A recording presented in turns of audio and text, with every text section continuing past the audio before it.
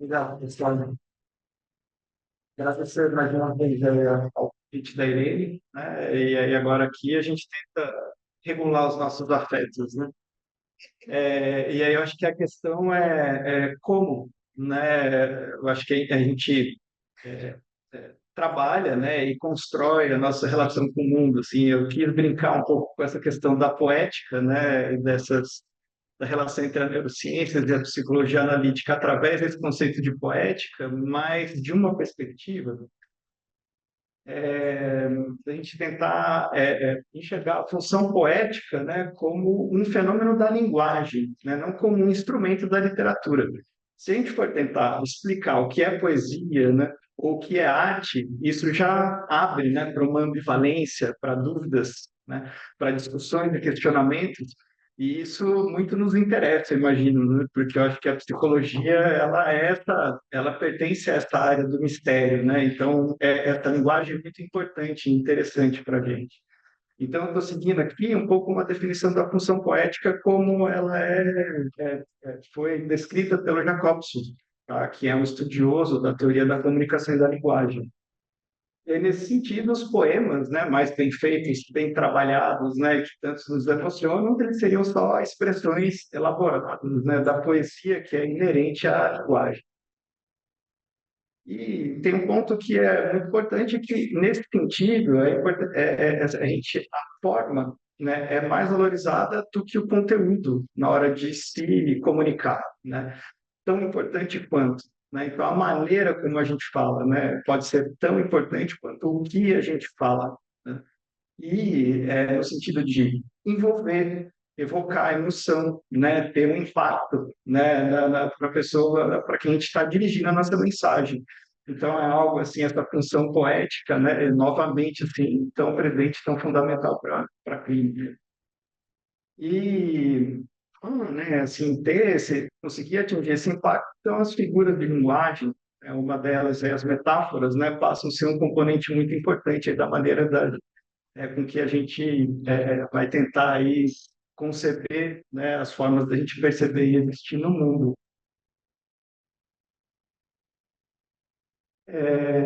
Aqui é uma citação, né, desse trabalho, né, de que quando o fenômeno da função poética da linguagem se manifesta na composição e no jogo relacional das palavras, uma ordem inquietante e inesperada, né? Então, essa é a presença do mistério, a presença do novo, né? A presença da emoção. Então, quem por acaso tiver o desejo de definições fixas, certezas e seguranças bem colocadas, precisará ocupar-se com outra coisa que não seja a função poética da linguagem, pois esse fenômeno é que o que ele faz é nos lançar nas incertezas do porvir, né? E que eu acho que é a matéria, né? Que a gente que está presente, né? Na clínica, nos nossos consultórios, nos nossos diálogos, né? Então, acho que como foi falado aqui muito bem, né? Então, como a gente se relaciona com esse componente de medo, né? De incerteza, né? Como a gente consegue cultivar aí um espaço, né? De composição de narrativas, né? Quando a gente consegue proteger o nosso espaço de imaginação, né? Sem precisar se agarrar a narrativas pré-concebidas, pré-fabricadas, né, e abrir mão da nossa liberdade, né, de imaginar, assim, que hoje em dia acho que faz parte da guerra de informações, a gente poderia dizer, né, que muitas das batalhas estão sendo travadas.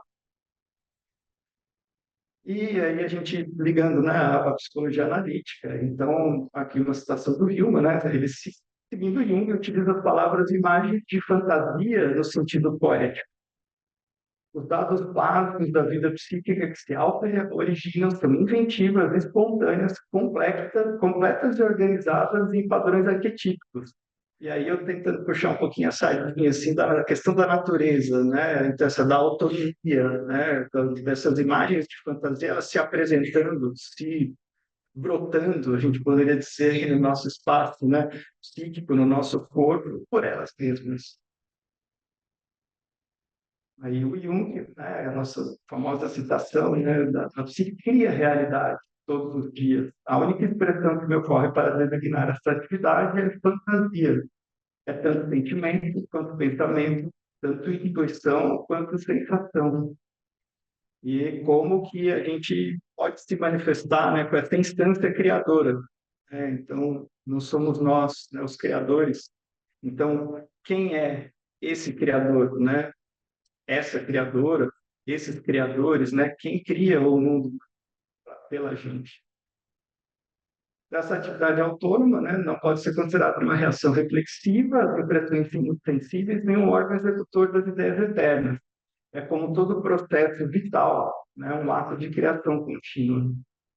Nada é mais primário, né, qualquer noção em nossa mente, cada percepção do mundo e sensação em nós mesmos deve passar por uma organização psíquica para poder acontecer.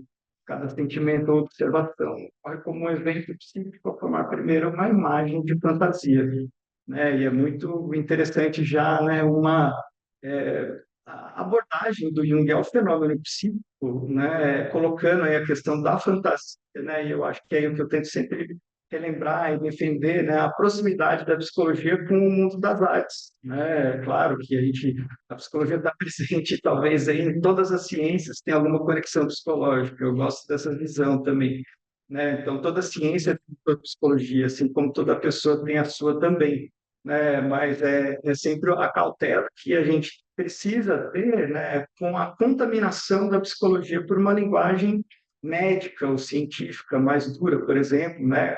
Como o Marcos comentou aqui, a questão dos diagnósticos, né? São com as palavras que nós nos relacionamos com o mundo, né? E a psicologia é uma arte das palavras, né? Então, não é vergonha nenhuma quando alguém fala, por exemplo, que a psicanálise não é ciência, é literatura. Isso que não desvaloriza em nada, né? Pelo contrário, acho que só agrega valor. E aqui uma citação do Hillman, né? Ele sugerindo uma base poética da mente, quanto uma psicologia que não começa nem na fisiologia do cérebro, nem na estrutura da linguagem, nem na organização da sociedade, nem na análise do comportamento, mas nos processos da imaginação, né? E aqui a gente tenta pedir licença também para ele, assim, para defender, né, de que a ciência pode ser também, né, um alimento para a nossa imaginação, né, não uma restrição. Opa. Né? Então, é a questão, a ciência ela também pode ser poética, né, nesse sentido assim, de uma aproximação com a função poética, né, com essa instância assim, de mistério, né? A ciência nem sempre era conceitual, literalizante. A ciência ela poderia trazer mais dúvidas do que certezas, né? Talvez isso more, né, no princípio da ciência, né? Esse questionamento, né? Esse viver nas fronteiras, né? Esse espírito crítico diante de um universo que é muito mais desconhecido do que conhecido. Mas talvez a gente acabe fazendo uma má utilização da ciência, como às vezes a gente também faz uma má utilização da psicologia para poder compor mitos, e às vezes mitos restritos, né, que expliquem o que é o mundo, né, para a gente.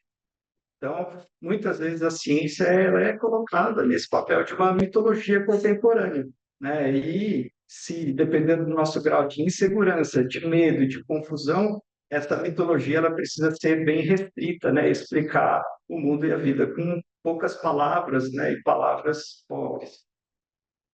Então, né, relembrando, né, que a imagem, né, não é imagem visual só que a gente está falando, né, uma imagem plurissensorial, né, então ela não precisa ser vista ou ouvida, não está confinada a nenhum dos sentidos. Então, a imagem não é aquilo que se vê, mas como se vê, né, e a gente pode fazer isso, inclusive, com a ciência. E aqui uma lembrancinha do Augusto de Campos, aí, com as suas poesias concretas, assim, né, que é fantástico. Então, mas para lembrar, né, desse pedido do rever, né?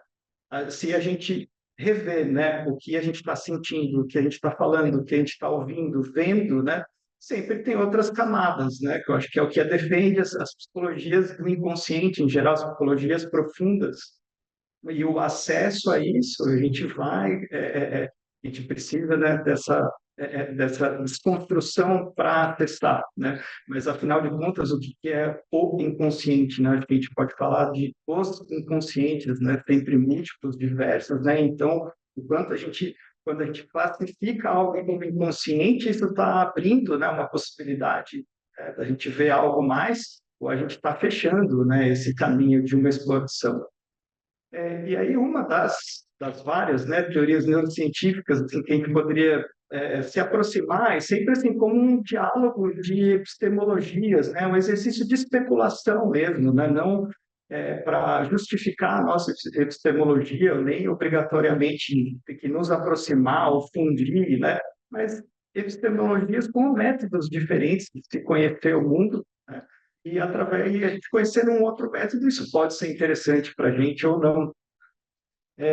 E uma dessas teorias, que seria a teoria da metáfora conceitual, né, da psicologia cognitiva, né, ela defende, né, que o nosso sistema conceitual, as nossas palavras, né, e a maneira como a gente as organiza, a nossa gramática, sintaxe, né, em termos do que pensamos, agimos, ela é fundamentalmente metafórica por natureza.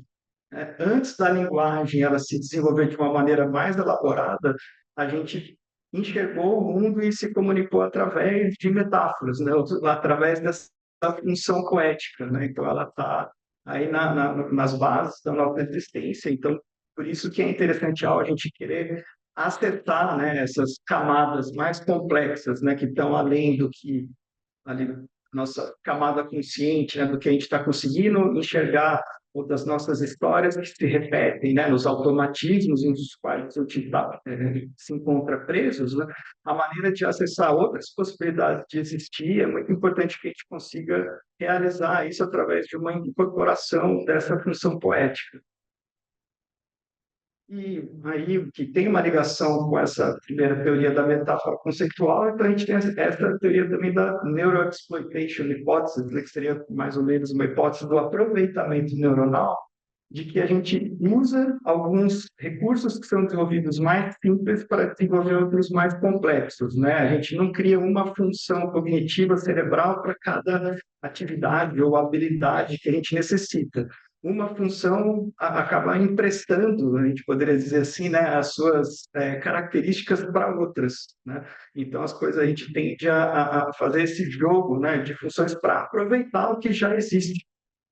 E o que está aqui mostrado no desenho são só o que está em laranja e azul, visto de cima ali no cérebro, né, que é só o córtex primário, o sensitivo e o motor. Então, é o córtex através que a gente usa para fazer os nossos movimentos e para ter as nossas sensações.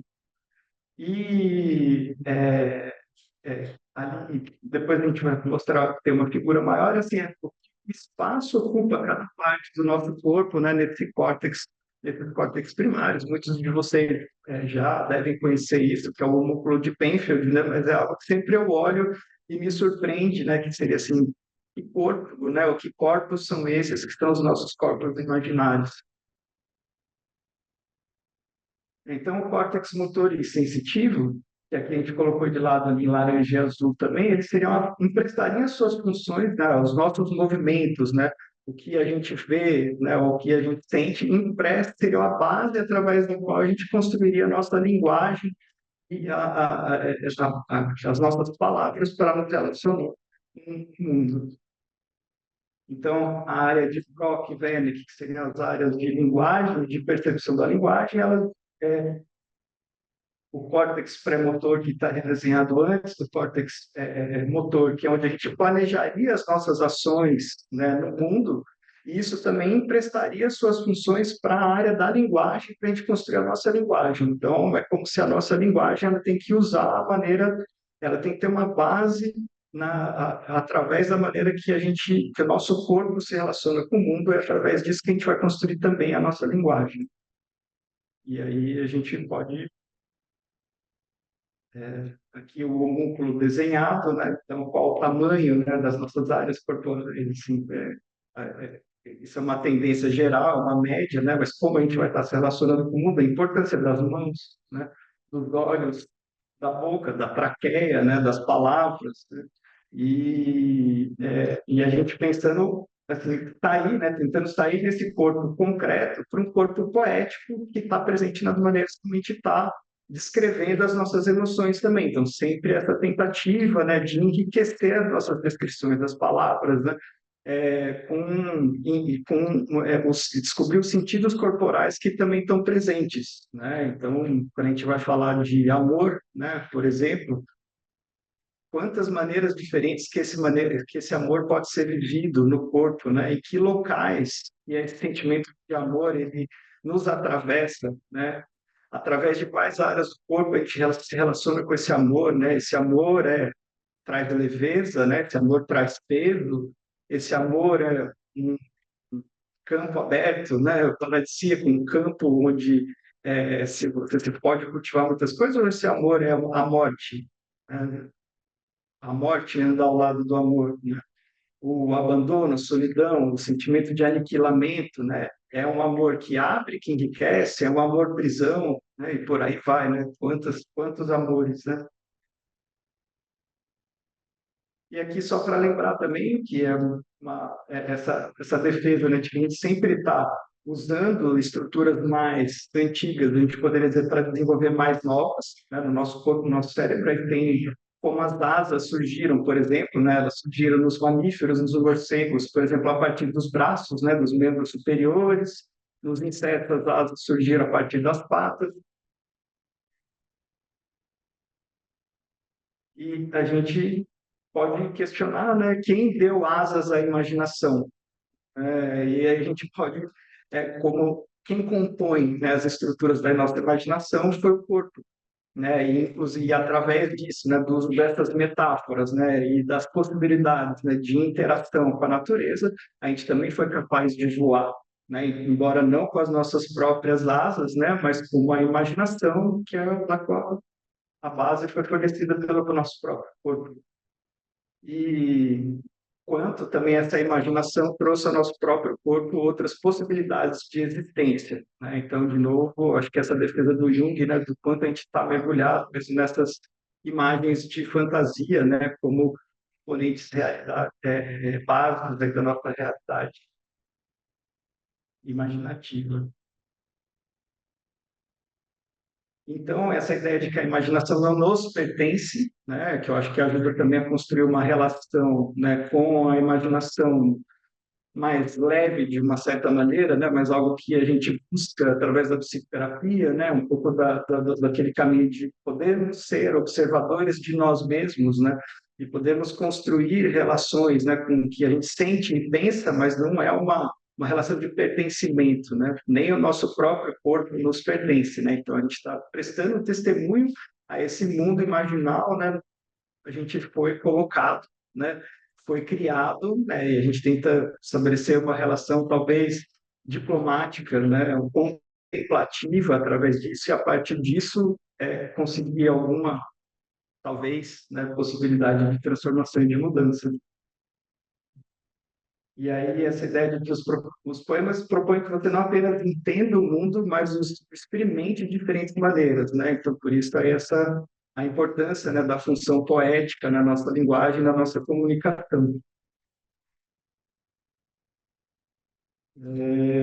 E aí também, né, os mitos que são tão importantes para a gente, né, mas o quanto que eles abrem possibilidades, né, o quanto eles alimentam a nossa relação com o mistério, quanto eles omitem, né, ou restringem, né, as nossas possibilidades e a nossa capacidade de criatividade.